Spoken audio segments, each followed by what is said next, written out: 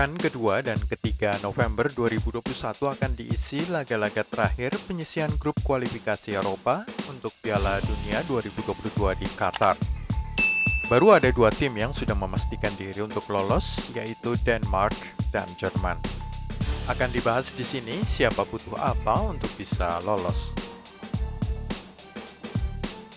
Grup A, Portugal versus Serbia. Pertandingan terakhir Serbia di kandang Portugal pada 15 November 2021 akan sangat menentukan siapa menempati urutan pertama dan kedua grup A zona Eropa. Saat ini Serbia unggul 1 poin dan 1 posisi di atas Cristiano Ronaldo dan kawan-kawan, dan hanya peringkat pertama setiap grup yang lolos otomatis ke Qatar. 10 tim ranking kedua dari semua grup plus 2 tim dari UEFA Nations League akan berhadapan pada babak playoff untuk memperebutkan 3 tempat tersisa jatah Eropa.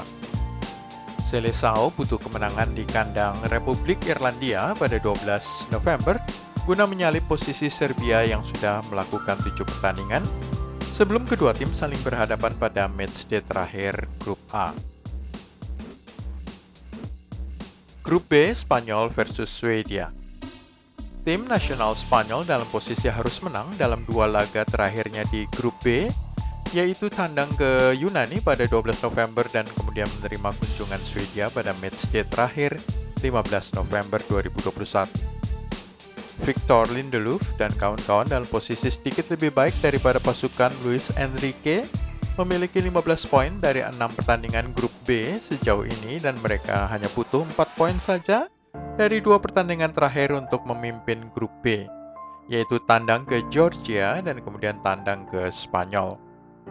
Kedua tim teratas dari grup B ini sama-sama memiliki 4 kemenangan dan 1 kekalahan dari 5 laga terbaru mereka, sehingga matchday terakhir pada 15 November akan sangat menarik untuk diikuti. Grup C, Italia versus Swiss.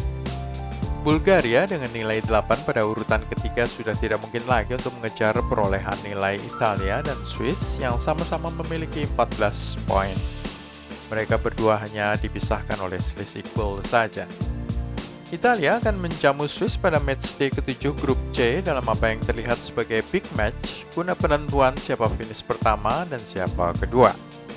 Leonardo Bonucci dan kawan-kawan akan tandang ke Irlandia Utara pada laga terakhir, sementara Granit Xhaka dan rekan-rekan satu timnya akan menyambut Bulgaria untuk pekan terakhir grup C. Sang juara Piala Eropa 2020 Italia butuh 2 kemenangan untuk memastikan diri lolos otomatis ke Qatar. Grup D, Prancis butuh 1 kemenangan saja. Masih ada 2 laga tersisa di grup D, tetapi Prancis yang memiliki nilai 12 di puncak grup hanya butuh kemenangan atas Kazakhstan pada 14 November 2021 untuk memastikan diri lolos otomatis ke Piala Dunia 2022. Kazakhstan saat ini menghuni urutan terbawah grup dengan nilai hanya 3. Sebenarnya draw melawan Kazakhstan juga sudah cukup jika Finlandia dan Bosnia-Herzegovina main imbang pada pertandingan sehari sebelumnya 13 November. Finlandia dan Bosnia berada pada urutan ketiga dan keempat dengan poin 8 dan 7, sehingga di atas kertas masih bisa menjangkau Prancis dengan 2 kemenangan.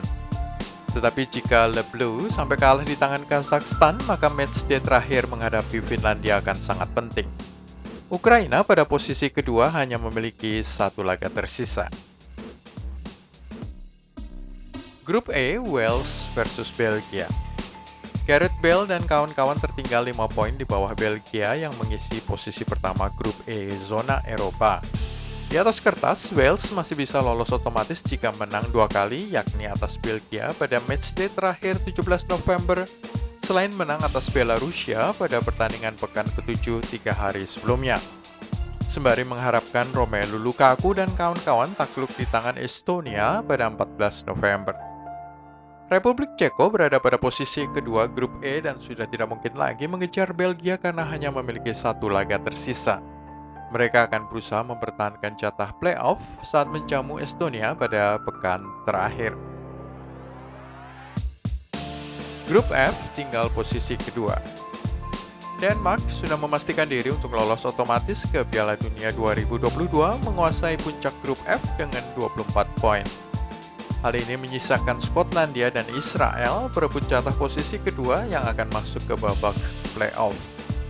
Andy Robertson dan kawan-kawan hanya butuh kemenangan atas Moldova, tim terlemah di grup F yang belum pernah menang, untuk memastikan jatah posisi kedua grup. Hasil imbang bagi Skotlandia sebenarnya juga sudah cukup asalkan Israel gagal menang di Austria pada 13 November. Tetapi jika Skotlandia sampai kalah dan Israel menang di Austria, maka Kieran Tierney dan kawan-kawan harus mengalahkan Denmark pada matchday terakhirnya. Grup G, Belanda versus Norwegia. Memphis Depay dan kawan-kawan memiliki 19 poin di puncak grup G, 2 poin di atas Norwegia pada posisi kedua, dan 4 poin di atas Turki pada ranking ketiga. Belanda bisa memastikan diri lolos otomatis ke Qatar sebagai juara grup jika mereka menang di Montenegro pada hari Minggu 14 November, serta di saat yang sama Martin Odegaard dan kawan-kawan gagal menang atas Latvia pada matchday ke-9. Tetapi jika Norwegia berhasil menang atas Latvia dan kemudian mengalahkan Virgil van Dijk dan kawan-kawan pada matchday terakhir grup 17 November, maka tim Skandinavia itulah yang akan lolos sebagai urutan pertama grup G. Jangan lupakan juga bahwa Turki yang berada pada urutan ketiga dengan nilai 15 juga masih berpeluang lolos. Kemungkinan besar Turki bisa memenangkan 2 laga sisa melawan tim lemah Gibraltar dan Montenegro, kemudian meraih total 21 poin, dan nasibnya akan bergantung pada hasil yang diperoleh Belanda serta Norwegia. Grup H, Kroasia versus Rusia. Kedua tim ini, Rusia dan Kroasia, sudah memastikan diri merebut 2 posisi teratas grup H. Hanya sekarang perebutan jatah lolos otomatis dan siapa yang harus melewati babak playoff. Rusia sedikit lebih diunggulkan lolos sebagai urutan pertama grup karena akan menghadapi tim paling lemah Siprus pada 12 November. Jika mereka menang atas Siprus dan Kroasia kehilangan poin di kandang Malta, maka tim beruang putih itu langsung lolos. Tetapi jika skenario itu tidak terjadi, maka laga terakhir grup H, Kroasia versus Rusia, akan menjadi penentunya. Grup I, Inggris, Polandia, dan Albania. Dengan nilai 15 dan menduduki posisi ketiga serta 6 poin diperebutkan dari 2 laga terakhir grup I, Albania masih bisa menghasilkan kejutan, tetapi mereka perlu menaklukkan Inggris pada 13 November.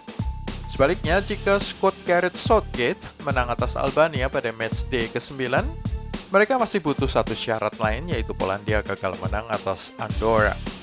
Itu sebabnya nasib Inggris akan tertunda sampai ke matchday terakhir saat mereka tandang ke San Marino pada 16 November.